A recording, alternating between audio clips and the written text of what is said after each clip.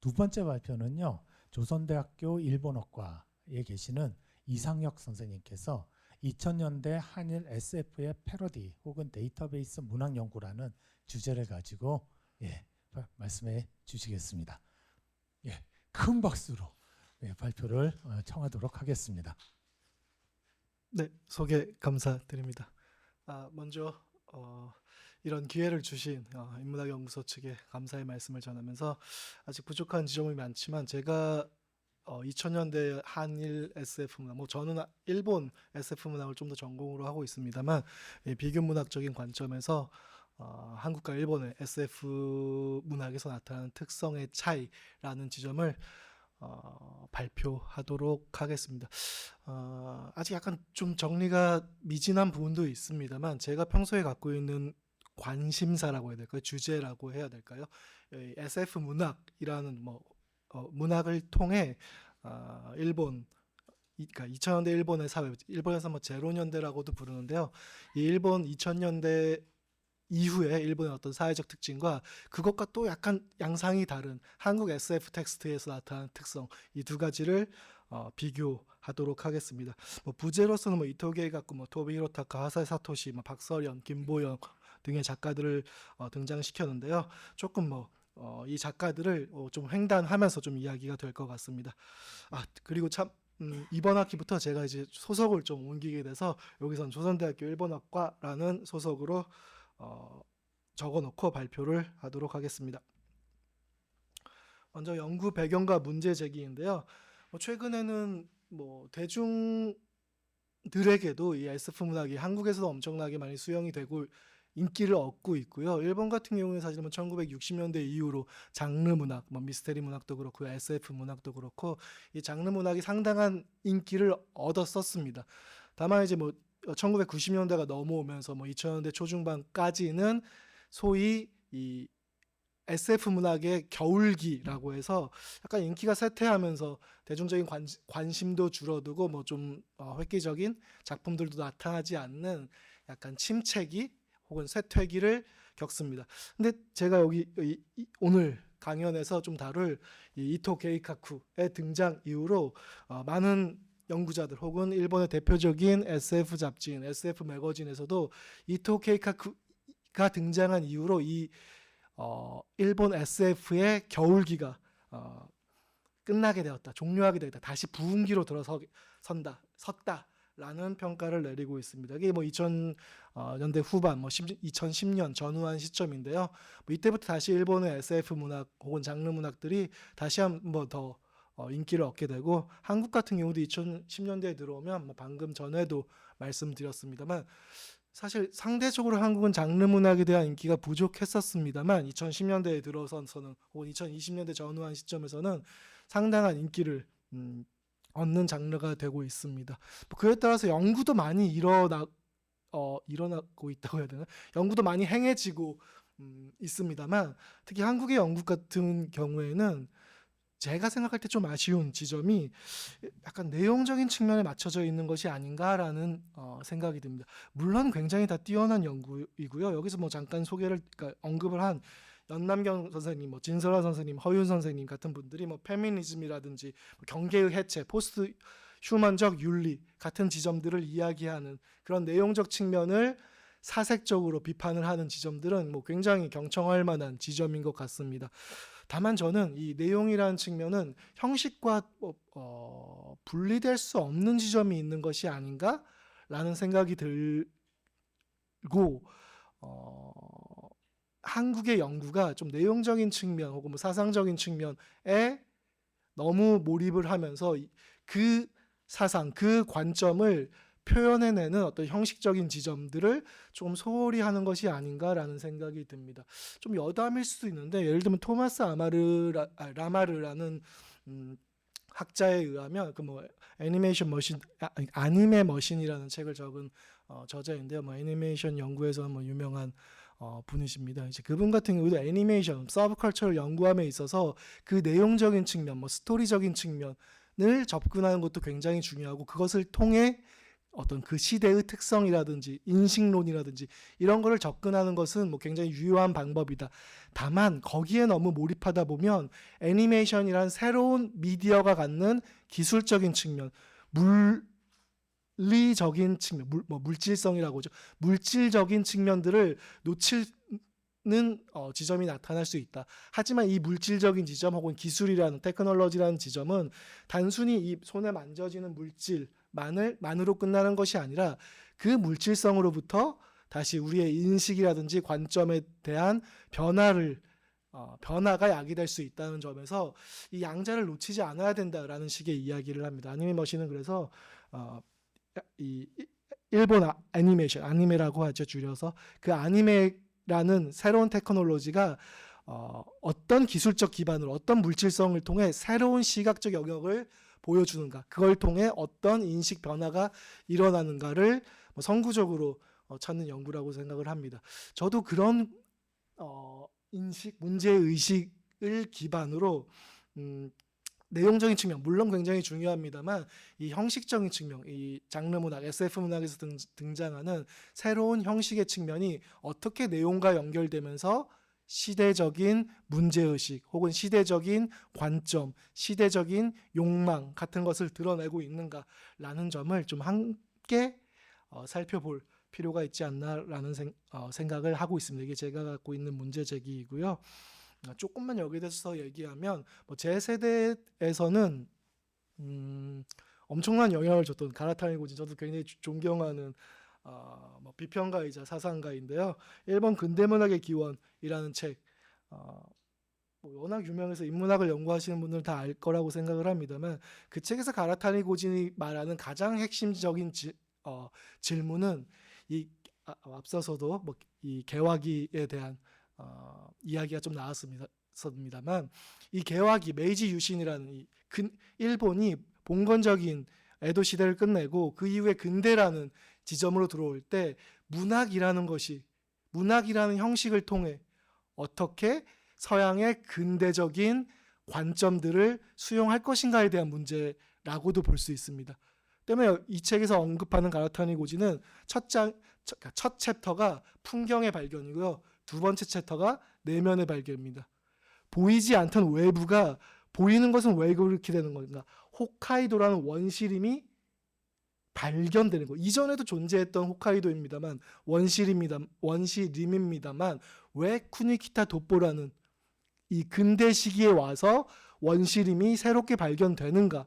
라는 질문을 던집니다. 그게 결국 이전과는 다른 서양의 근대적인 나라는 개념이 발견되는 과정과 정확하게 일치한다라는 이야기를 합니다. 당시 지식인들이 언문일치라는 것을 통해 개발하려고 했던 것은 단순히 글을 어떻게 적어야 돼 라는 문학적인 장치의 문제만으로 끝나는 것이 아니라 그 문학적 장치를 통해 기존에는 없었던 서양식의 개인의 개념을 발명 혹은 발견하기 위한 장치다라는 이야기를 합니다. 때문에 이 가라타니 고진의 일본 근대문학의 기원을 보면 이 형식이라는 것이 좀 약간 극단적으로 말씀드리면 형식이라는 것이 내용을, 의미를 창출해낸다라고도 말할 수 있을 것 같습니다. 이런 관점에서 앞서 제가 갖고 있던 문제의식, 즉 한국의 SF 문학 연구 혹은 한국의 SF 작가들이 상대적으로 이 내용이라는 측면, SF라는 문학을 통해 이 지금 여기에 대한 비판적 의식, 이런 부분에 좀 초점을 맞추는다라고 한다면 이 형식과 내용의 상호 영향성을 고려했을 때는 이 새로운 문학, 새로운 SF라는 것이 어떤 형식을 통해 말하여지고 있는가라는 측면도 좀 살펴볼 필요가 있지 않나라는 생각이 듭니다. 그리고 그 형식의 차이라고 할까요? 한국과 일본의 어떤 형식적인 차이들이 지금 여기에 한국과 일본의 어떤 문화적인 토대의 차이, 인식의 토대의 차이 같은 지점을 일정 부분 반영할 여지가 높다라는 측면에서도 이 형식이라는 측면은 좀 간과하지 말고 살펴봐야 될 지점이 아닌가라고 생각을 합니다.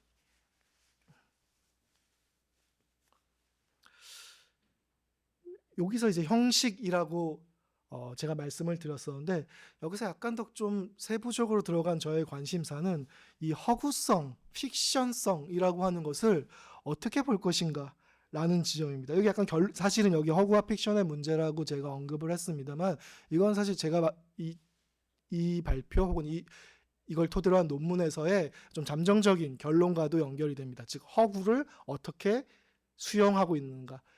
한국과 일본, 뭐 2020년이든 2010년이든 어떤 시점에서의 한국과 일본이라는 사회, 거기서 나타난 문학은 이 허구성에 대한 수용을 어떻게 바라보고 있는가. 허구를 둘러싼, 그러니까 허구와 현실의 리얼리티의 문제를 둘러싼 인식이 어떤 차이가 보이는가라는 지점과도 연결이 된다라고 생각을 합니다.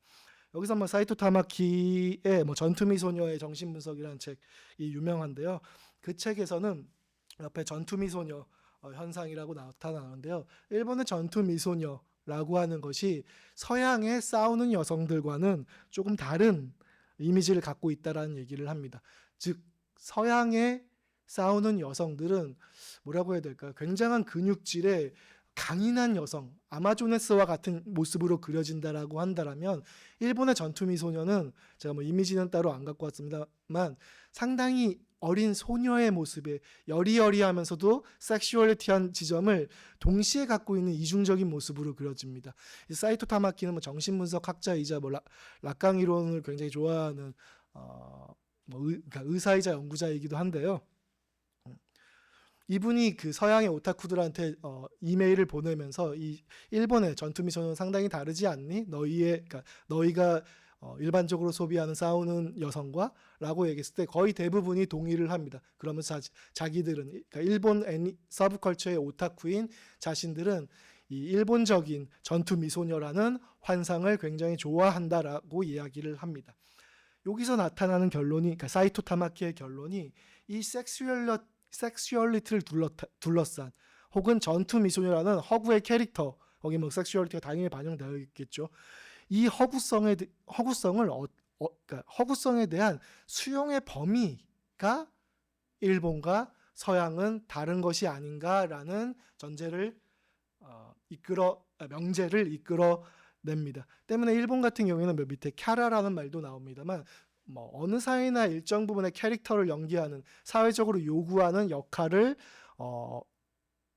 연기하는 측면이 분명히 있습니다만 일본 사회는 그게 훨씬 더 강력하게 작동을 하면서 소위 그러니까 캐릭터의 줄임말이 그러니까 일본적인 의미가 캬라라고 하는데요. 이 캬라라는 것을 예를 들면 어떤 고등학교라고 하면 그 고등학교의 친구 무리 속에서도 뭐라고 해야 될까요? 약간 만담꾼의 캬라가 부여되면 그 역할을 충실하게 따라야 되는 어떤 연기의 역할들이 강력하게 작동을 한다라고 얘기합니다. 더불어 그 캬라를 연기하는 사람들은 어찌 보면 진짜 본질에 나가 뭔지 모르는 상태에서 애매한 상태에서 오히려 그 캬라를 연기하면서 더 안락함을 느끼는 측면에 대해서 이야기를 합니다.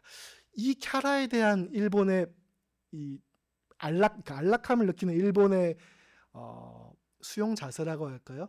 즉 허구의 캐릭터, 허구의 특성들을 자신의 실제적 삶에 아무 무리 없이 소화시키는 이 특성 혹은 이 배경 혹은 이 토대 위에서 이 전투 미소녀라고 하는 허구적인 캐릭터적인 것들을 현실 리얼리티로서 그냥 아무 거리낌 없이 받아들이는 현상이 나타나는 것이 아닌가라고 사이토 타마키는 이야기를 합니다. 저 역시 이 결론적으로는 이 부분에 상당히 동의를 하는 편입니다. 뭐 마지막으로 이 문화적 함의와 비교에 대해서 얘기를 하면 지금 제가 앞에서 얘기했던 뭐 가라타니 고진을 통해서 이야기했던 부분도 그렇고요. 이 사이토 타마키의 전투 미소녀를 통한 허구성의 수용, 뭐 섹슈얼리티에 대한 수용 범위 같은 지점도 앞에서 말했던 이 일본과 서양이라는 지역적인 문화적인 차이에 의한 뭔가 서로 간의 변형 혹은 다름이 존재하지 않는가라고 한다면 그때 한국은 과연 어떤가라는 질문도 던져질 수 있을 것 같습니다. 다만 그러기 위해서는 이 허구성이라고 하든지 그러니까 반드시 어떤 사상적이고 내용적인 이 사회의 문제적인 지점만을 짚을 것이 아니라 그것이 형식을 통해 어떻게 드러나고 있는지, 허구라는 것이 어떻게 이 문학 속에, SF 문학 속에 반영되고 있고 어떤 이질감 없이 수용되고 있는가 같은 지점들을 다각적으로 좀 살펴볼 필요가 있다라고 생각을 합니다. 그런 점에서 이제 한국의 연구들에게 좀 아쉬운 점이, 뭐 저도 굉장히 존경하는 선생님들이자 많이 배우고 있는 부분입니다만, 뭐 다 좋은 말이죠. 페미니즘적인 부분이라든지, 그러니까 즉 젠더적인 고정된 역할로부터 벗어날 것을 주문하는, 새로운 관계성을 구축할 것을 요구하는 그런 부분들은 분명히 굉장히 중요한 부분임에도 불구하고 이 지점과는 별개로 어떤 형식적인 지점, 허구성의 수용에 대한 범위의 문제 같은 지점들을 같이 다루어야 될 필요가 있지 않나라는 생각을 합니다. 다음으로 연구 범위와 방법론에 대해서 좀 이야기를 드리도록 하겠습니다. 요 지점은 제가 좀 용어가 약간 조심스럽습니다. 여기 패러디라고 일단은 적었는데요. 이거 패러디 문학 연구하시는 분들은 굉장히 반발을 합니다. 제가 이 비슷한 발표를, 그러니까 이 패러디적인 요소, 그러니까 어떤 것을 모방해서 갖고 오는, 차용해서 갖고 오는 문학에 대해서 발표를 한 적이 있었는데요. 그때도 이제 일본 문학 내에서 패러디 문학을 연구하시는 분들은 야, 그거는 패러디라고 볼 수 없지 않나? 단순히 모방과 차용을 했다고 해서 이 패러디라고 볼 수 있는 것은 아니다. 이제 그분들만은 예를 들어 일본에서 오에겐자부로 같은 사람들이 패러디라는 것은 모방과 차용을 해온 다음에 일종의 전복을 시키는, 기존의 의미를 부수는, 낯설게 하기와 같은 효과들을 가져야 그걸 패러디라고 할 수 있다라고 이야기를 합니다. 당연히 전공자들이고 저 역시 뭐 수용하는 부분입니다. 때문에 저는 약간 구별을 해서 그분들이 말했던 패러디라는 것이 좀 협의의 패러디라고 한다면, 제가 좀 언급하고 싶은 건 좀 광의의 패러디, 그러니까 진짜 모방과 차용만을 갖고 오는 낯설게 하기 같은 효과, 전복의 효과 같은 것들이 별로 들어가 있지 않는, 거의 카피에 가까운 걸 수도 있을 것 같습니다. 근데 그런 부분 역시 일종의 패러디라고 불러도 되지 않을까라고는 생각을 합니다. 저 개인적으로. 그리고 일본에서도 뭐 유명한 비평가의 아즈마 히로키 같은 사람들이 대담을 하고 할 때는 사실은 모방과 차용의 의미에서 그냥 패러디란 말을 쓰기도 합니다. 다만 전공자 선생님들에게 좀 반발이 많다 보니까 패러디 문학, 뭐 패러디, 광의의 패러디 이런 표현을 굳이 쓰기보다는 이 데이터베이스 문학이라는 표현을 저는 쓰는데요. 이게 제가 앞에서 말했던 아즈마 히로키라는 뭐 유명한 일본 2000년대 비평계를 대표하는 뭐 원탑과 같은 분이죠. 원래 뭐 데리다 연구로 박사학위를 받았습니다만, 제가 앞에서 얘기했던 가라타니 고진이 굉장히 젊었을 때부터 총애하면서 끌어준 연구자이기도 하고요. 동시에 오타쿠이기도 합니다. 이후에는 데리다 연구 같은 뭐 아카데믹한 연구에 끝나지 않고요. 오히려 동물화하는 포스트 모던이라고 하는 일본 오타쿠 문화에 대한 연구, 게임에 대한 연구 같은 것도 진행을 합니다. 그 동물화하는 포스트 모더니즘에서 데이터베이스적 소비, 그러니까 그 전에 오스카 에이지라고 하는 역시나 뭐 일본 서브컬처 비평가입니다.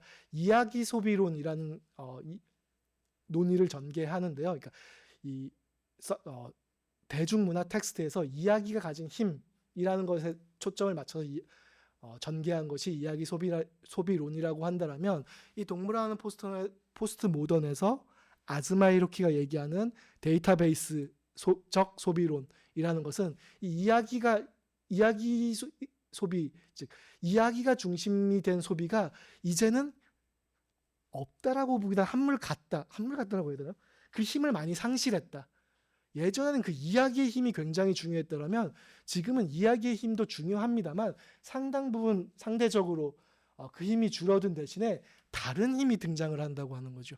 그게 모에라고 하는 캐릭터가 가진 요소이자, 그 모에 요소에서 대표적인 것이, 예를 들면 에반게리온의 레이라는 인물이 등장할 때 이 붕대를 맨 모습이 나타납니다. 또 어느 애니메이션은 이 고양이 귀를 단 캐릭터가 등장을 합니다. 그럼 그 이후에 등장하는 어떤 여성 캐릭터는 이 레이의 액부눈, 그러니까 이 뭐라고 하죠? 이 밴드를 한 이 모습 플러스 이 고양이 귀까지 갖고 오는, 막 조합을 해서 기존의 작품들의 데이터베이스, 기존 캐릭터의 특징들이 담겨져 있는 데이터베이스에서 막 골라 잡아서 뭐라고 하지? 구성을 하는, 만들어내는 그런 유희, 그런 놀이를 즐기고 있고 그것이 훨씬 더 강력한 힘으로 작동하고 있는 것이 아닌가? 현재 시대에는 그게 아즈마 히로키가 말하는 데이터베이스적 소비론입니다.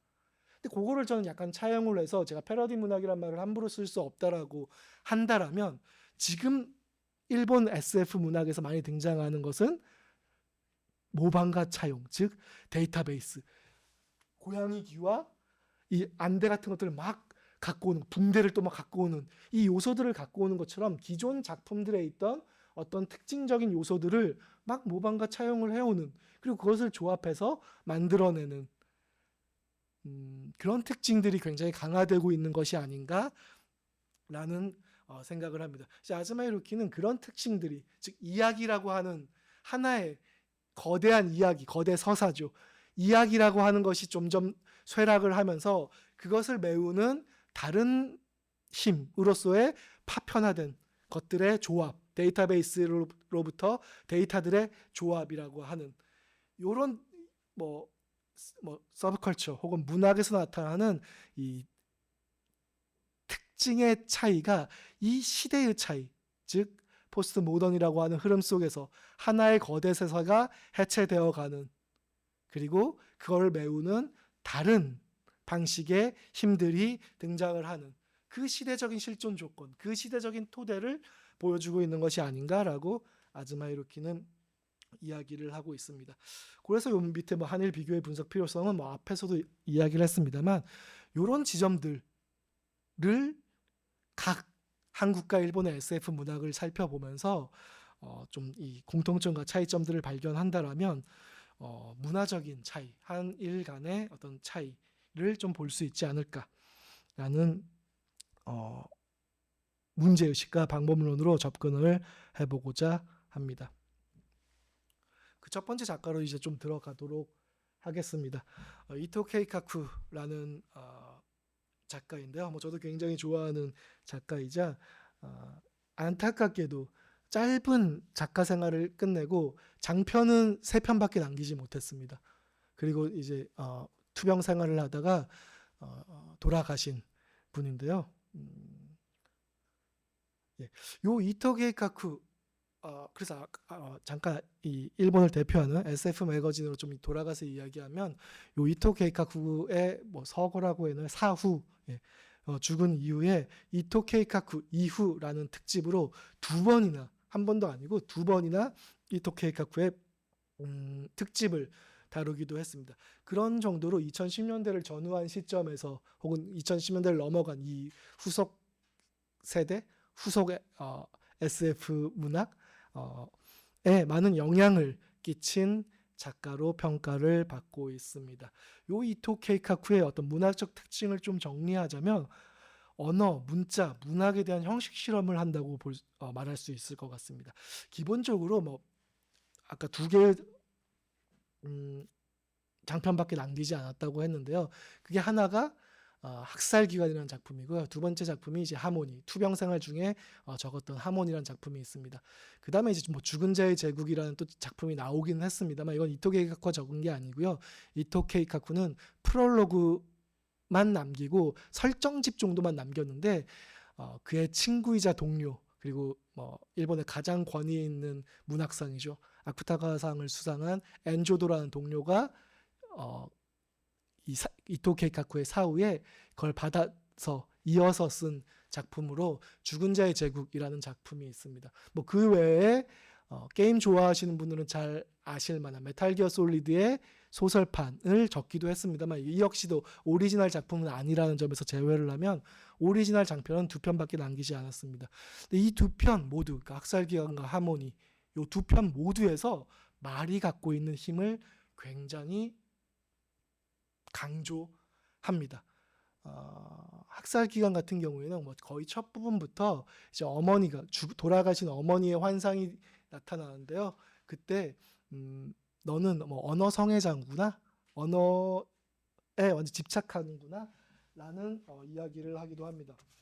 또 하나 소개시켜드리면 하나 좀 인용문을 약간 읽도록 하겠습니다.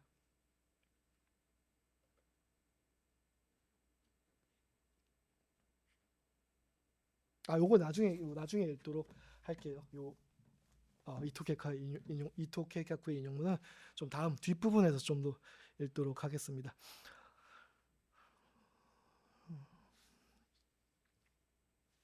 더불어 이토 케이카쿠의 특징 중에 하나가 현실적인 요소라고 해야 되나요? 즉 2000년대 중후반, 2010년대를 뭐 조금 앞둔 시점에서 국제 정치적인 요소들, 현실에서 벌어지는, 예를 들면 뭐 아프리카 빅토리아호에서 일어나는 다국적 기업의 노동 착취라든지 뭐 이런 문제들을 쭉 끌어들입니다. 그래서 그걸 통해 사회 문제 혹은 현실이라고 불리는 요소들을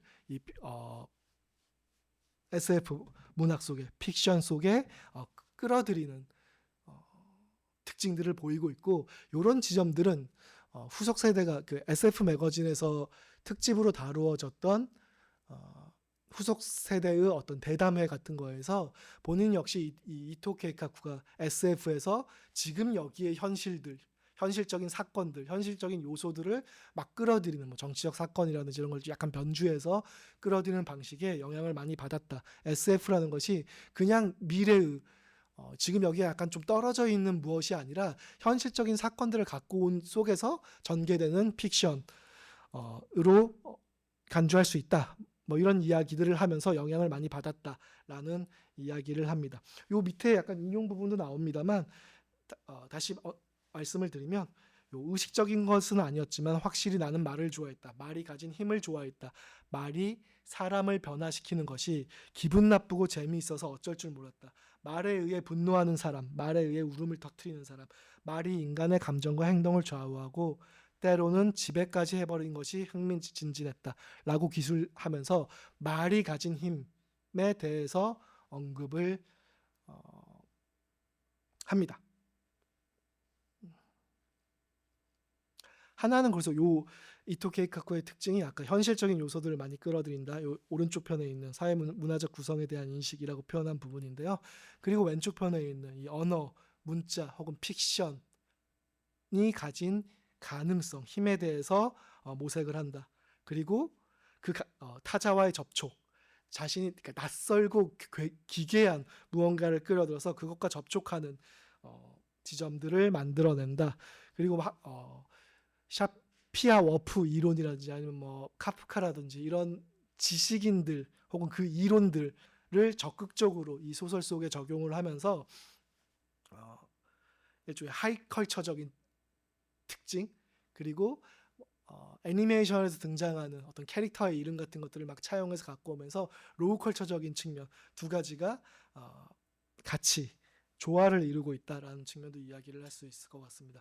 더불어 마지막으로 좀 강조해두고 싶은 부분이, 이건 뭐 형식적인 측면이라기보다는 오히려 이제 내용적인 측면이긴 합니다만, 어머니 죽이기라는, 어머니 살해라는 모티브들이 등장을 하는 소설이기도 하다라고 이야기를 드리고 싶습니다. 이 어머니 죽이기 모티브는 제가 오늘은 뭐 그렇게 집중해서 여기에 대해서는 뭐 이야기를 하지는 않을 것 같습니다만, 뭐 이후에 잠깐 언급할 뭐 무라타 사야카의 작품에서도 이 어머니 죽이기의 주제는 언급되고 있습니다. 그 외에 뭐 하세 사토시라든지 이후에 등장할 일본의 SF 작가들은 일정 부분 어머니 죽이기라는 주제가 다루어지고 있다. 이게 굉장한 특징이다라고 할 수 있을 것 같습니다. 이거 좀 흥미롭지 않나요? 어머니 죽이기라는 측면은 이게 일반적으로 주체화의 과정에서 정신분석학에서 얘기하는 건 아버지 죽이기에 대한 부분인데, 이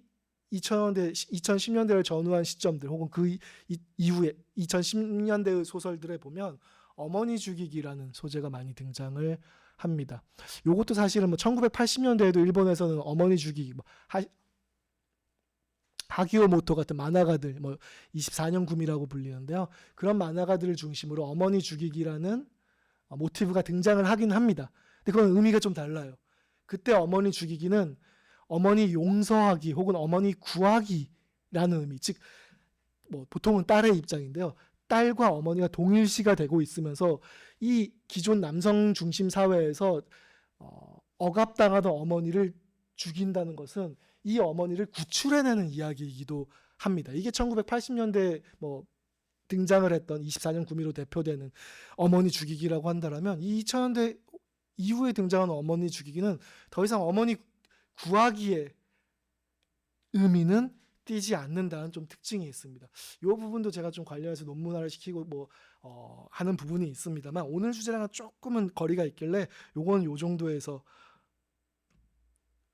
마칠까요? 무라타 사야카가 얘기가 나왔으니까 무라타 사야카 얘기 한 번만 하고 넘어가도록 하겠습니다. 무라타 사야카의 소멸색이라는 작품이 있는데요.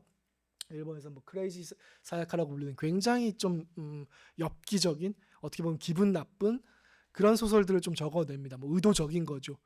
그 기분 나쁨을 통해 뒤에서 제가 뭐 김보영을 볼 때 김보영의 그로테스크함이 가진 그 기분 나쁨이 기존 질서들을 해체하는 측면이 분명히 있는데 비슷한 측면에서 이 무라타 사야카 역시 독자들에게 굉장히 기분 나쁜 어떤 지점들을 선사하는 작가이기도 합니다.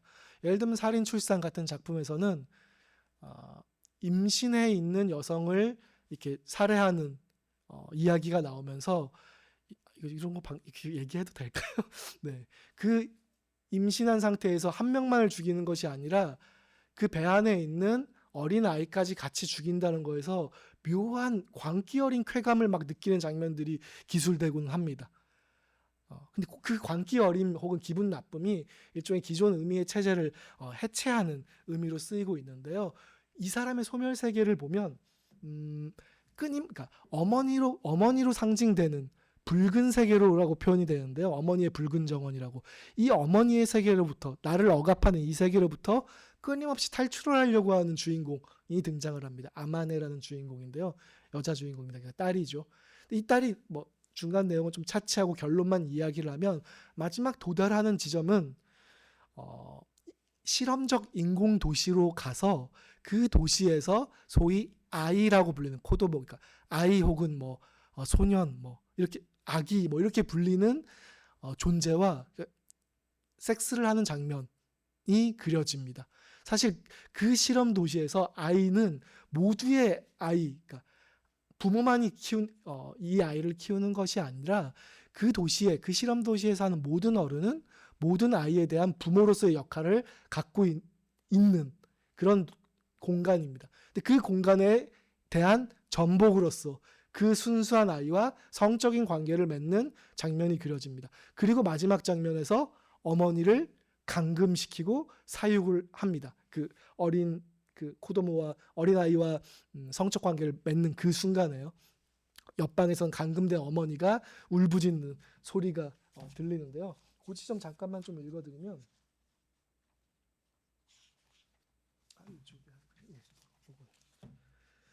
질에서 탯줄이 뻗어나와 내 아이에게 연결되어 있다. 나는 내 아이에게 손을 뻗었다. 축축한 손과 손이 얽히는 아이가 마치 첫 울음소리와 같은 웃음소리를 냈다.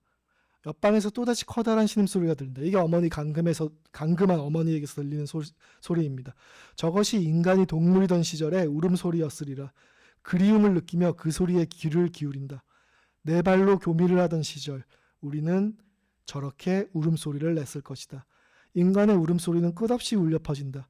그것이 옆방에서 나는 소리인지 내게서 터져 나오는 소리인지, 그러니까 아이와 성적 관계를 맺으면서 알 수 없게 되면서 나는 내 자궁과 연결된 아기의 부드러운 피부를 계속해서 어루만졌다 라는 표현으로 소설이 끝이 납니다. 요 마지막 장면을 보면 이 주인공과 아이라는 것 그리고 어머니와 나라는 것이 묘하게 겹쳐지면서 이 어머니의 울음소리와 내 울음소리가 겹쳐져서 누가 내는 소리인지를 모르겠다는 이야기가 등장을 합니다.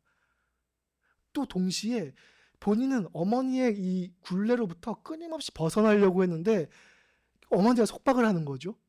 근데 마지막 장면에서는 어떻게 되냐면 결국은 속박하는 어머니와 속박당하는 딸의 관계가 역전된 채로 속박하는 딸이 어머니를 그대로 억압시키고 있는 그 장면이 그려집니다. 즉 어디로 탈출하지 못하는 그리고 어머니를 죽이려고 하지만 제대로 죽일 수 없는 어떤 지점들이 이 무라타 사야카 소설에서도 그려지고 있다라고 할 수 있을 것 같습니다. 사실 이건 이토 게이카쿠의 소설에서도 그대로 그려지고 있습니다. 이토 게이카쿠의 소설에서는 여기 좀 뒤로 넘길까요? 여기서 다 설명을 하도록 하겠습니다. 이토 게이카쿠의 소설에서도 이 주인공은 어머니의 시선을, 그러니까 어머니 시선, 감시의 시선이죠. 이 굴레로부터 끊임없이 벗어나고 싶어 합니다. 그 시선으로부터 도피하기 위해 군대에 지원한 케이스예요. 본인이 선택을 하고 책임을 지기 싫다. 즉 주체, 어른이 되지 않는 비주체로서 여전히 남아있고 싶다라고 생각을 합니다. 근데 이 어머니가 연명치료를 받을 때 의사가 이제 연명치료 중단에 사인을 하시죠라고 하니까 본인은 의사에게 대신 사인해 주시면 안 될까요? 라고 이야기를 합니다. 당연히 의사는 안 된다라고 얘기하고 본인이 사인을 해서 자기가 어머니를 죽였다라는 일종의 죄악감을 한편으로는 안고 있습니다. 요 인용구만 잠깐 언급을 하도록 하겠습니다. 이 거의 마지막 부분에 에필로그에서 등장하는 부분인데요. 어머니의 시선의 흔적, 어머니가 항상 나를 보고 있었다는 감촉, 아이 무렵에 이런 실감을 배신하듯이 어머니의 라이프 그래프가 토해내는 전기 안에 나에 대한 기술은 거의 나오지 않았다. 때때로 생각난 듯이 최소한의 이벤트가 기술되어 있지만 어머니의 기록 안에 살아있던 것은 내가 아니라 압도적으로 아버지, 머리를 총으로 쏴서 어머니의 인생으로부터 갑자기 사라져버렸던 아버지의 모습이었다.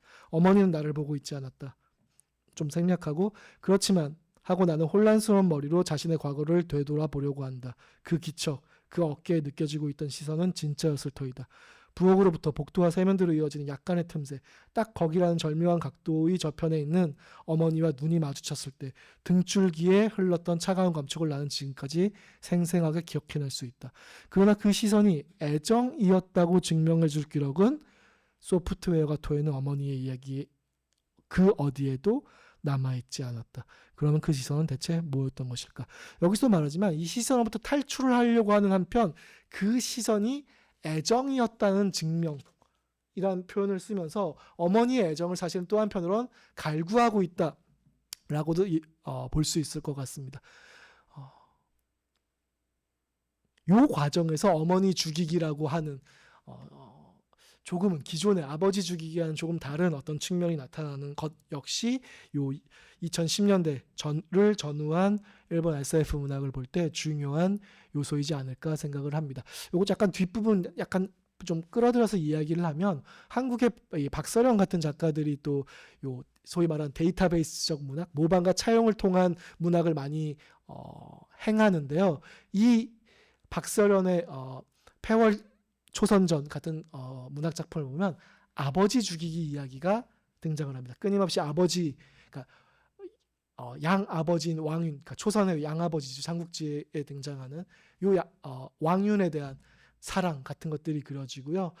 여포는 여포의 양아버지인 동탁에 대한 애증 같은 것들이 그려지면서 결국 여포가 동탁을 죽이는 아버지 죽이기가 그려지고 결국 초선의 어떤 행동, 그 동탁을 죽이는 행동이 이 왕윤이라고 하는 양아버지를 죽이는 모습이 그려지기도 합니다. 이런 아버지 주기가 그려지는 한국 소설들에 비해 일본의 소설들에서는 이 어머니 죽이기라는 특징이 나타난다라는 지점을 또 말씀에 놓겠습니다. 요 말의 힘에 대한 고찰 같은 경우는 이제 그냥 좀 빨리 넘어가도록 할게요. 앞에서 말했던 이 말을 좋아한다는 것도 있고요. 저기 보이는 저 프로그램 언어를 써서 저기 소설 속에 막 기입되는 형식입니다. 저런 프로그램 언어를 통해 기존의 이 내러티브라고 해야 되나요? 나레이터라고 해야 되나요? 이 화자의 시점 같은 것들이 묘하게 붕괴되고 있는 복수의 나레이터 같은 모습들을 그려냅니다. 저 나레이터는 사실 소설을 다 읽어보면 아시겠지만 주인공인 투안이라는 여성 주인공이 있는데요.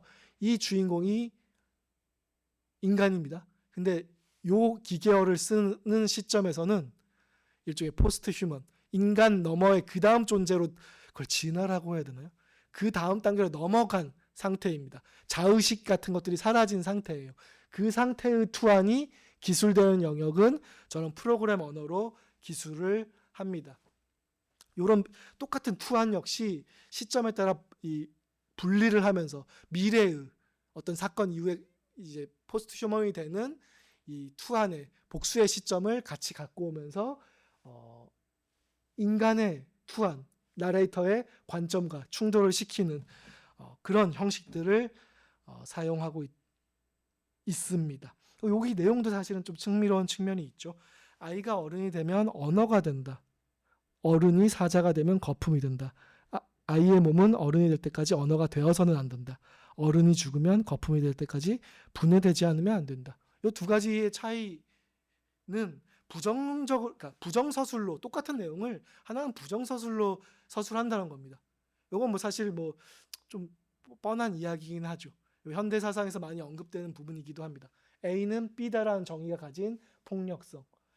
이상혁은 남자다. 나는 이 표현이 주어와 서술의 표현이 제가 갖고 있는 이상혁이라는 존재가 갖고 있는 남성적이지 않은 어떤 측면들, 어떤 여성적인 측면들, 수많은 가능성들이 있음에도 불구하고 그것을 남자라고 하는 한정된 서술로 묶어버리는 이 서술 형식이야말로 근대가 가진 폭력성을 그대로 보여주는 것이다라는 관점들이 있잖아요. 그 관점들을 혁파하는 자세는 이상혁은 뭐뭐가 아니다. 뭐뭐가 아니다. 이 다발들을 통해 한정되는 서술이 아니라 내가 아닌 어떤 요소들을 다발적으로 형성을 하면서 뿌연 형태의 명확한 경계선을 가진 내가 아니라 뿌연 형태의 나를 만들어내는 것. 이게 근대가 가진 획일적인 규정적인 힘으로부터 벗어나는 지점이라고도 말할 수 있을 것 같습니다. 그런 지점들이 이 문장들에서도 들어가 있죠. 그래서 여기서도 또 내용적으로도 들어가 있잖아요. 아이가 어른이 되면 언어가 된다. 상징 질서 안에 들어와 버린다는 얘기죠.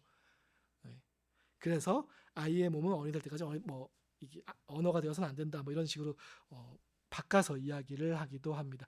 이런 실험들이 이토 케이카쿠에게서는 계속해서 일어나요. 요거는 이제 후속작인 하몬이고요. 이쪽에 적어놓은 것은 데뷔작인 학살 기간인데요.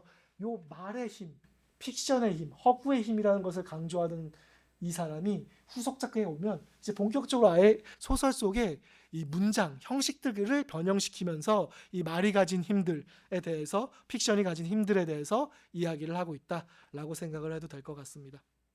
동시에 또 하나는 아까 언급했던 이 타자와의 접촉이라고 하는 부분인데요.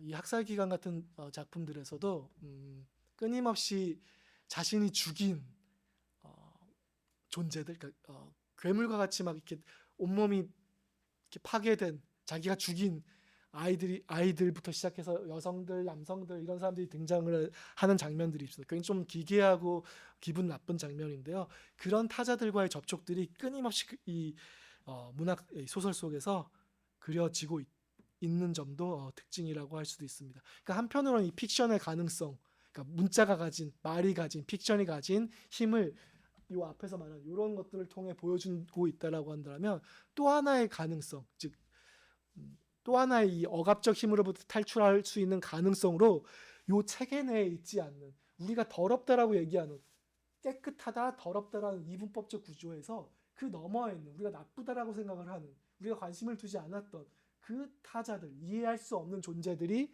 우리에게 들어오고 그들과 접촉을 하는 어떤 순간들을 그려냄으로써 이 획일적인 구분, 획일적인 규정 같은 것들로부터 벗어나는 모습들이 그려지고 있습니다. 사실 전통적인 SF 문학이 가진 지점이기도 하겠죠. 프랑켄슈타인 같은 것들도 대표적이고, 어떤 키메라적인, 도너 헤러웨이의 그 사이버그 선언 같은 데서 키메라적 존재들이 계속 언급이 되잖아요. 그게 이분법적, 근대가 가진 이분법적인 이 경계선들을 해체하려는 포스트 휴먼적 윤리 혹은 포스트 휴먼적 관계성에 대한 문제를 끌어들이고 있다라고도 얘기할 수 있을 것 같습니다. 이 부분은 또 형식적인 부분이 아니라 약간 내용적인 부분이기도 합니다만 연결되는 부분이기에 같이 좀 언급을 했습니다. 요거는 앞에서 말씀을 드렸기에 좀 넘어가도록 하겠습니다.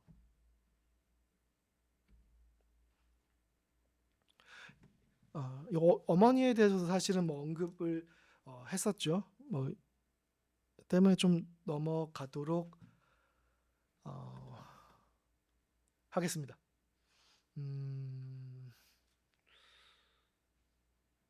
넘어가죠. 여기는 시간이 별로 안 남은 것 같으니까. 근데 이 어머니에 대한 그 어머니로부터 벗어나려고 하는 측면과 어머니의 애정을 갈구하는 이 이중적인 지점이 이 학살 기간의 주인공 셰퍼드에게는 존재한다라고 말씀을 드렸었는데요.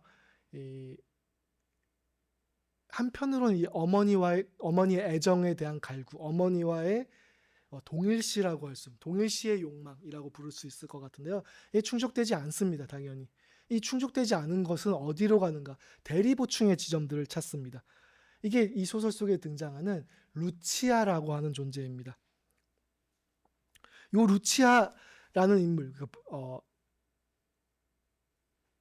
를 어머니의 대체자로 삼고 뭐가 어떻게 돼도 좋다. 나는 벌을 원한다. 즉 이 초자라고 하는 상징적 그 질책, 상징계의 질책이죠.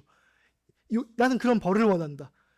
혹은 용서를 원한다. 둘 중 하나를 얘기합니다. 누구의? 루치아에 의한 벌 혹은 용서를 원한다라고 얘기를 합니다. 즉 어머니의 대체자인 루치아를 끌어들여서 존재하진 않는 아버지라고 하는 상징 질서의 벌, 질책을 내가 받기를 원하는, 그게 나의 죄의식을 덜어낼 수 있는 길이다라는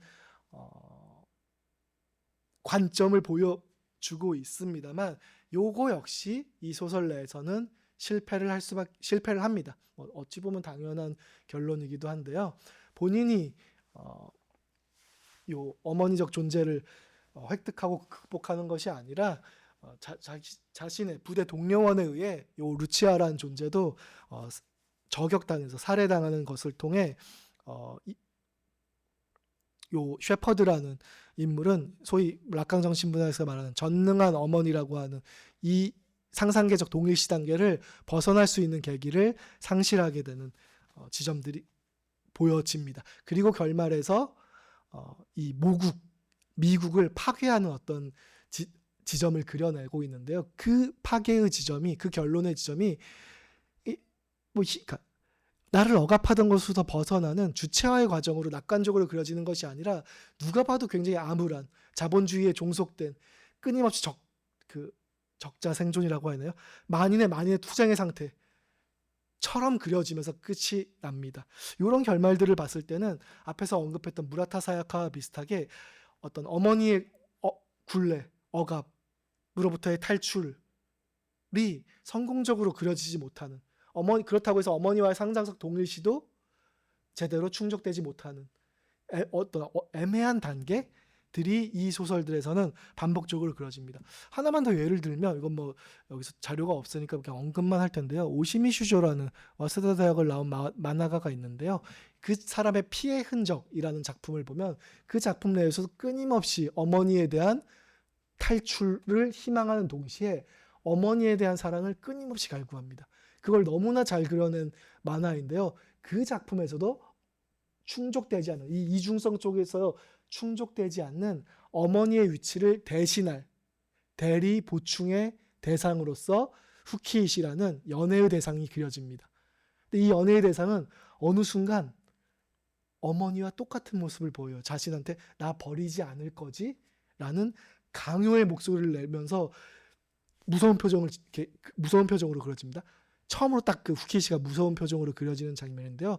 그런 장면과 함께 어머니와 이 후키이시가 사실은 대리보충, 같은 위치에 있는 인물이구나 라는 것을 알 수 있습니다. 당연히 이 대리보충의 단계인 후키이시로부터 떠나서 후키이시와 딱 잘 이루어지려고 하는 어떤 시점에 그 주인공에게 어머니의 환영이 막 찾아오곤 합니다. 그리고 그러니까 후키이시를 버리고 어머니의 길을 또 택하는 모습이 그려지기도 합니다. 거의 유사한 구조들이 지금 반복되고 있음을 좀 설명드리고 드렸습니다. 시간이 없으니까 여기 좀 넘기도록 하겠습니다. 요 지점이 아까 어머니 주기가 가진 흥미로운 지점, 오이디푸스적 주체와 아버지 죽이기가 아닌 아버지의 부재와 어머니에 대한 동일함 및 사례가 그려지고 있다라는 지점을 좀 특징적으로 이야기를 할 수가 있을 것 같습니다. 이런 이토 케이카쿠의 SF의 좀 특징들을 말씀드렸는데 시간 없으니까 좀 빨리 넘어가겠습니다. 시스템 속의 개인, 즉 개인이 구성되어진다. 나라는 것은 이 사회 토대에 의해 구성되어진다라는 인식들, 그리고 그로부터 그렇게 나를 억압하는 것으로부터 탈주하는 이야기, 그리고 픽션과 허구에 대한 주목, 말에 대한 주목, 그리고 거기서 어머니 죽이기도 하나 좀 더 들어갑니다만 그건 이제 가로 안에 넣어놓고 이 픽션과 허구에 대한 주목이 좀 더 나아갔을 때 데이터베이스적인 모방과 차용, 이 기존 작품들에 있던 다양한 허구적 요소들을 막 가지고 와서 사용하는 측면들이 나타난 것이 아닌가라는 생각을 합니다. 이 데이터베이스 적 유의를 잘 보여주는 작품으로는 하세 사토시의 비틀리스라는 작품을 좀 언급을 할 건데 그건 약간 뒤에 언급을 하도록 하겠습니다. 만일에 여기서 데이터베이스 유의라는 것을 일정 부분 동의를 하신다면 이건 뭐가 다른 거지? 저는 시뮬라크르적 리얼리티라고 했는데 이게 허구와 현실이 더 이상 구별이 불가능한 리얼리티입니다. 아까 제가 사이토 타마키 언급하면서 좀 말씀을 드렸던 이전 시대의 리얼리티라는 것은 뭐 70년대, 80년대도 허구의 중요성 같은 거는 강조됐습니다만 뭐 무라카미 하루키라든지 뭐 다카하시 게니치로라든지 떠올려 보면 아실 겁니다. 그때의 허구는 픽션 속 캐릭터한테는 뭐 허구와 그 픽션이 그러니까 이 판타지가 구분이 안 되겠지만 이 독자들, 읽는 사람들의 입장에 봤을 때는 확연하게 구분이 되는 어떤 이야기입니다. 말도 안 되는 어떤 이야기들을 막 끌어들이죠. 그러니까 전통적인 판타지들이 막 이야기 속에 끌어들여지면서 오히려 이야기가 가진 획일성을 해체하는, 그게 일종의 어떻게 보면 진짜 패러디의 전통적 의미의 패러디에 가까운 효과들을 갖고 있습니다. 근데 이 시뮬라크스적 리얼리티로 들어오면 그런 전복적 효과 없이 막 어떤 이미지들이 차용돼서 어떤 요소들이 차용돼서 사용되고 있다라는 것을 좀 말씀드리고 싶습니다. 토비 히로타카의 자생의 꿈도 사실은 마찬가지 지점인데요. 이것도 좀 생략하고 좀 넘어갈게요. 요 토비 히로타카에서도 이토 프로젝트라는 그러니까 이토 프로젝트라는 이 철자가 또 나오고요. 빅토르 에르스인가요? 벌집의 정령, 실제로 감독이죠. 뭐 그런 감독이라든지 혹은 나카지마 아스시의 모지카라는 소설을 뭐 오마주 혹은 갖고 와서 이마지카라는 어떤 캐릭터가 등장을 한다든지 막 이런 요소들을 막 갖고 옵니다.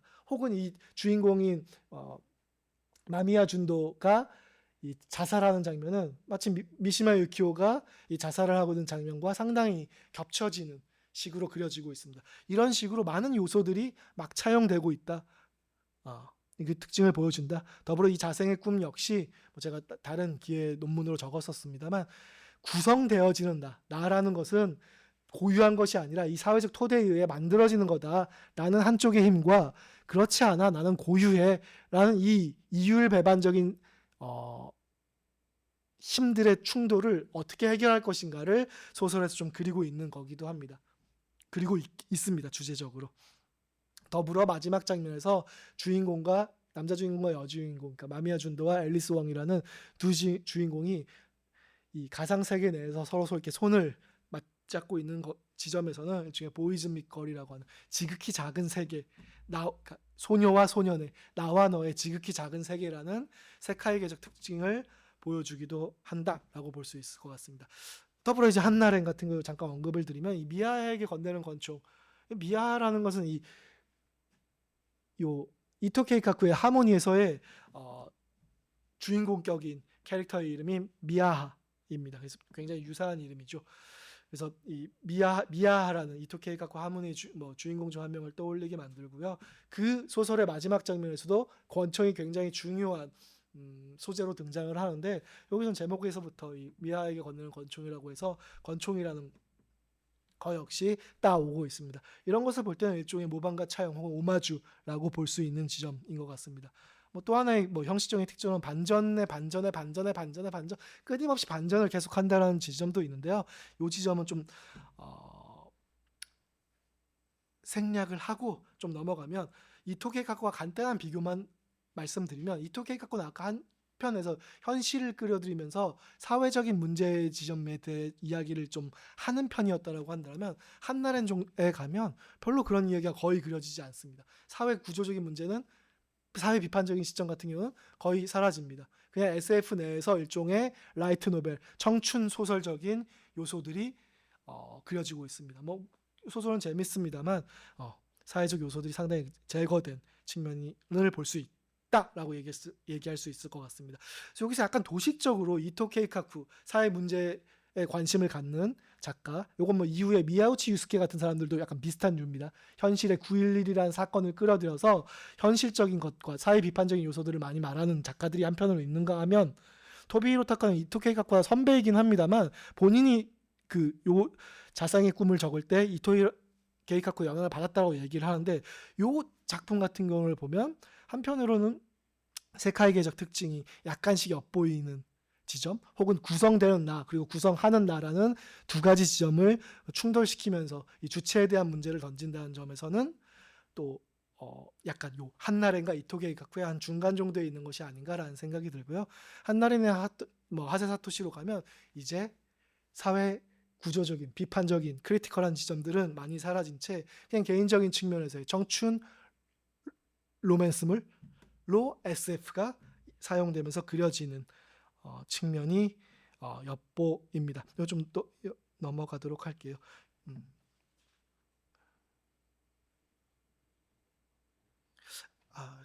시간이 별로 없으니까 하나만 딱 말씀드리고 넘어가면, 요 하세 사토시의 비틀리스를 보면 여기서 뭐 어머니 주기 같은 장면이 좀 등장을 합니다.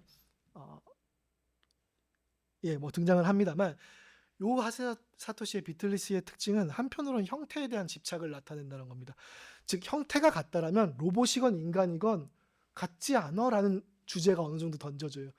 요렇게 보면 형태에 대한 집착은, 형태라는 것은 인간과 비인간을 구별하는 경계선을 철폐하는 포스트 휴먼적 윤리로도 보입니다.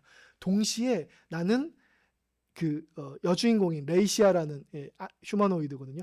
요 휴머노이드를 예뻐서 좋아하는 것만이 아니라 그녀를 믿는다라고 하는 굉장히 듣기 좋은 말들을 쓰입니다. 즉 포스트 휴먼적인 윤리, 듣기 좋은 말들이 한편으로는 언급되지만 그 뒷면을 보면 굉장히 많은 부분들에서 레이시아의 어떤 성적인 측면들, 매끈한 다리, 뭐 이런 부분들이 막 그려집니다. 더불어 남자 여자에 대한 역할이 확실하게 구분해서 막 이야기합니다. 남자로서 남자는, 소녀는 소녀를 지켜야 돼. 그리고 그거를 인정해주는 인정받아서 기쁘다. 뭐 이런 이야기들이 막 나옵니다. 즉 요 비틀리스라는 작품에서는 한편으로는 포스트 휴먼적 윤리가 그려지지만 요거의 균열의 지점들에서 일종의 형태에 대한 과잉, 형태를 너무 집착을 하다 보니 예쁘다라는 것을 강조해버리는, 더불어 그 뒤에 숨겨져 있는 예쁜 것에 대한 성적인 욕망들, 남자가 여자를 지키는 우월감 같은 것들이 한편에서는 은폐된 채, 물론 뭐 기술됩니다.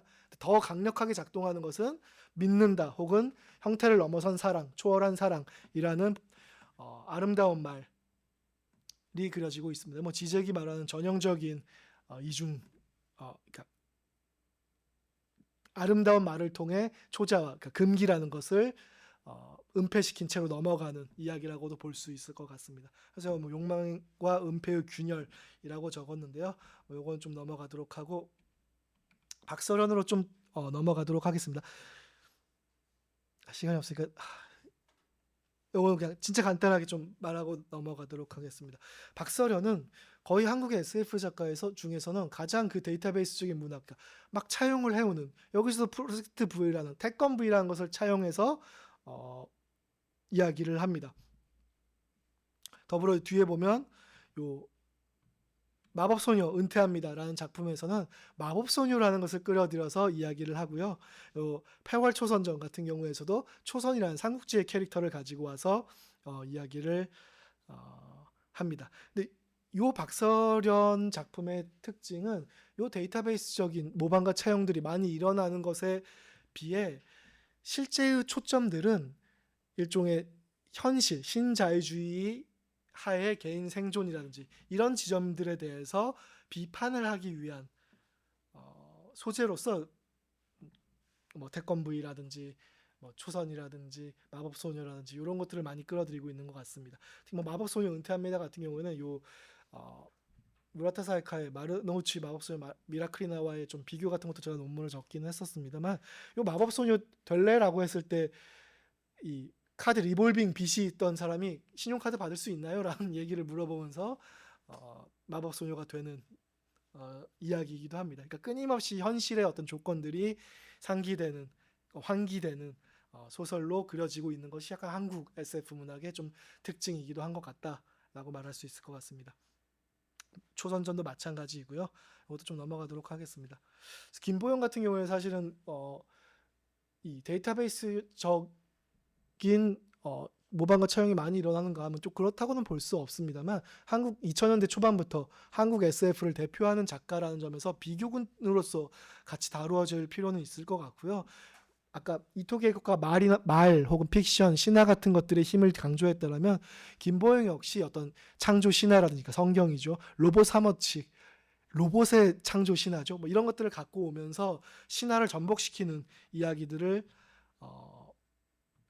전개합니다. 더불어 이 진화 신화라는 작품을 보면 한국의 고구려 시대의 어떤 역사 신화를 갖고 와서 그로테스크한 되게 기분 나쁜 동물도 아니고 인간도 아닌 뭐 이상한 형태의 일종의 괴물 타자를 등장시키면서 이 모양이 가진 인간적 모양을 가진 것만이 인간인가, 즉 인간 비인간을 나누는 경계선에 대한 질문을 던지고 그 경계선이 갖고 있는 획일성, 고정성을 벗어나려고 하는 측면들을 강조합니다. 역시나 이런 지점 역시 좀 크게 보면 이 사회가 갖고 있는 이 근대적인 구분짓기 혹은 아직 현대까지 작동하는 이 구분짓기라고 하는 힘으로부터 힘을 해체하고 그를 전복시키려고 하는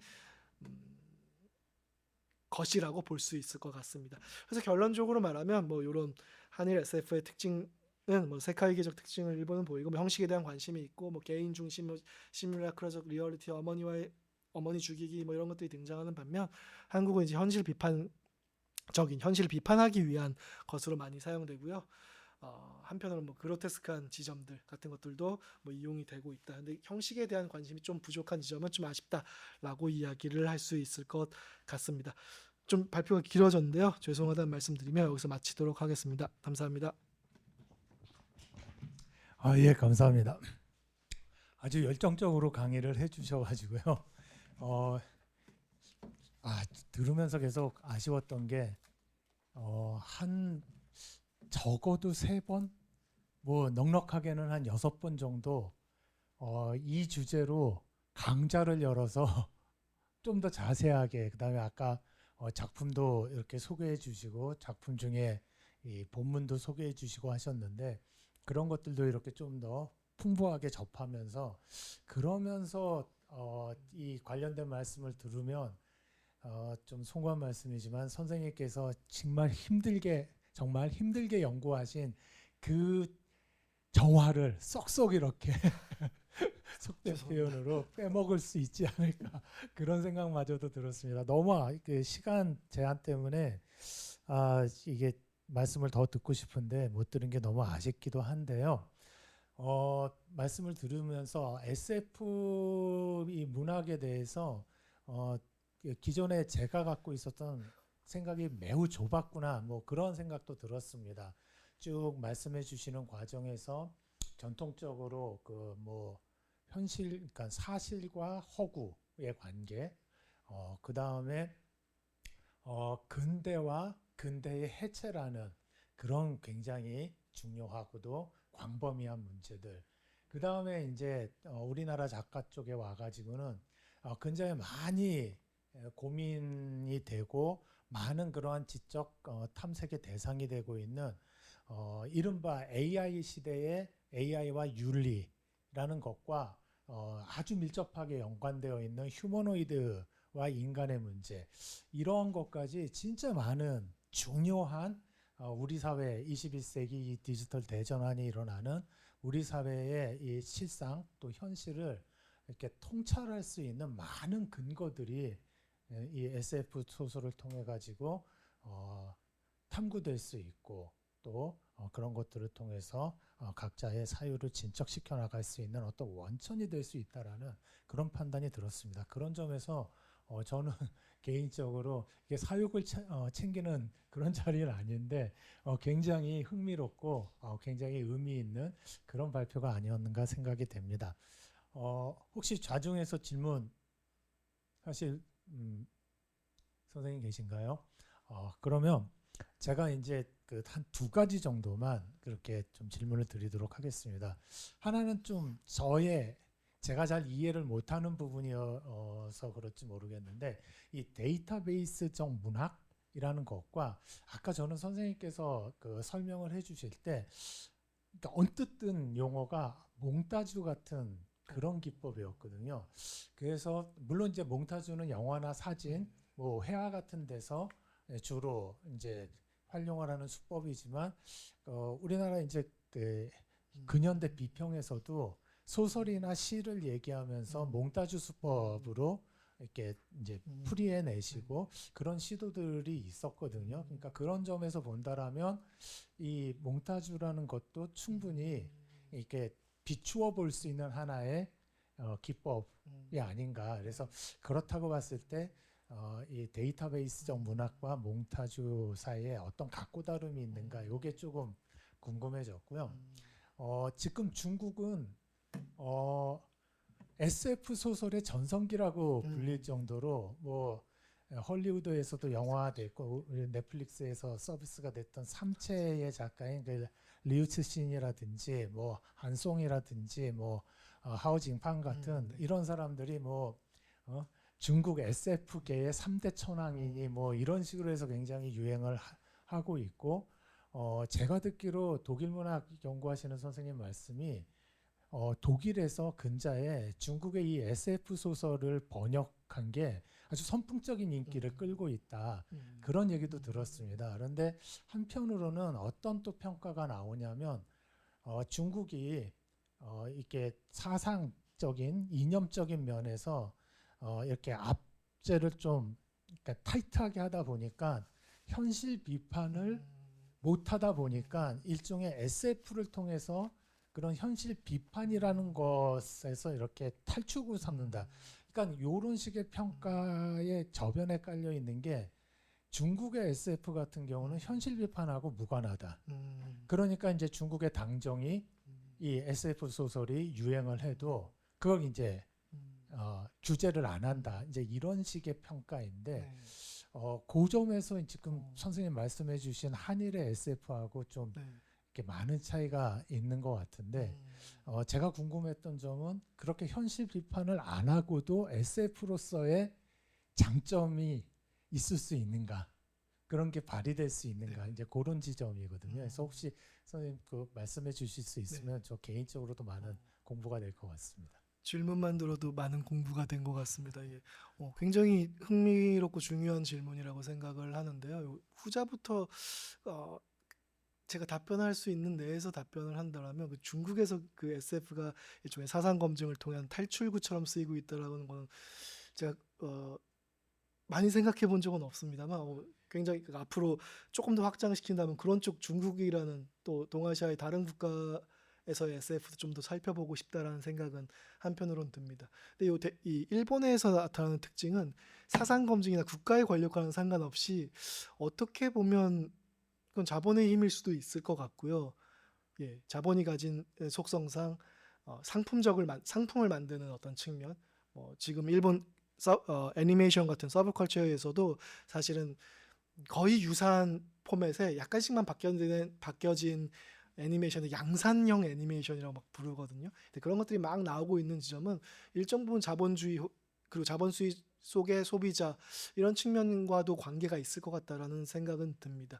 더불어 이제 문학을 연구하는 입장에서는 좀 한편으로는 사회 비판적인 지점이 없다라는 게 약간 아쉽기는 합니다만 요 앞에서 아즈마이루키가 얘기를 한 것처럼 이 허구성을 둘러싼 어떤 문제의 지점들, 그러니까 이 허구성의 수용이 너무 쉽다 보니까 그러니까 현실과 사회의 구분 없이 그 안에서 일종의 허구의 요소들, 데이터들만 가지고 유의를 해도 충분히 즐거운 어떤 상황, 이런 상황을 뭐 아즈마이르케는 동물화되었다라고 그러니까 표현을 하는데, 나쁜 의미는 아니고 그냥 가치 중립적으로 이야기를 하는 겁니다. 이야기 쪽이 인간적인 것이라고 한다라면 커뮤니케이션하고 이쪽은 파편화된 어떤 유의 같은 것들을 언급을 하는데요. 근데 그 자체로도 그러니까 사회 비판성이 소거된 채 이 조각들로 놀이를 하는 그 지점에서도 허구성을 둘러싼 문제라든지 이런 것들을 연구할 수 있는 지점들은 충분히 있다라고 보고요. 그걸 확대하면 사회 비판과는 별개로 이 허구의 수용, 허구에 대한 그러니까 예를 들면 소녀표상의 수용들, 소녀표상을 가지고 노는 방식들, 이런 것들을 통해 시대적인 혹은 지역적인 차이들 혹은 거기서 드러나는 어떤 인식들 같은 것들을 좀 추적해 볼 수 있는 의미는 있지 않을까라고 생각을 합니다. 그리고 첫 번째 질문도 너무 흥미로웠는데요. 이 데이터베이스에 이 조각난 것들을 몽타주라고 하는 것으로 볼 수도 있지 않는가라는 질문으로 좀 생각을 했는데요. 충분히 그렇게 볼 수 있는 지점도 있다라고 생각을 합니다. 예. 그리고 실제로 일본의 문학이나 뭐 이시카와 타츠오 같은 문학가도 그렇습니다만 빠른 시일 내에 이 몽타주의 영화의 몽타주 기법에 영향을 받아서 그걸 소설적으로 적어낸 지점도 있긴 합니다. 근데 좀 약간의 차이점을 말한다라고 한다면 파편을 이용하는 건 맞는데, 파편을 이용해서 몽타주는 예를 들면 정반합처럼 대립되는 어떤 것들을 통해 그 어떤 또 다른 종합적인 의미를 창출해낸다라고 본다라면, 데이터베이스는 뭐 우연적으로 그게 일어날 수는 있을지 모르겠지만 그 의도 자체가 없는 것 같습니다. 이 액구눈과 이 고양이 귀를 한다고 해서 이게 종합해서 어떤 다른 이미지를 만들어내는 건 아니기 때문에 그런 차이는 좀 있지 않을까라는 생각을 합니다. 예. 감사합니다. 그러니까 몽타주하고 데이터베이스적 이 문학하고의 차이가 아까 이제 선생님 서두에서 말씀하신 협의의 패러디냐, 네, 광의의 패러디냐, 요 사이에서의 네. 차이하고도 일맥상통하는 부분이 있는 것 같아요. 전 정말 개인적으로 너무 안타깝고 아쉽습니다. 언제 우리 인문학연구원에서 강좌 같은 거를 혹시 기획하게 된다라면 진짜 모시고 좀 더 자세한 말씀을 듣고 싶다라는 그런 생각이 너무 강합니다. 오늘 이렇게 장시간 이렇게 열정적으로 발표해 주시고 또 답변해 주신 선생님께 다시 한번 감사를 드리면서 오늘 그 인문학연구원 강연집필 사업 강연의 모든 순서를 여기에서 마무리하도록 하겠습니다. 감사합니다.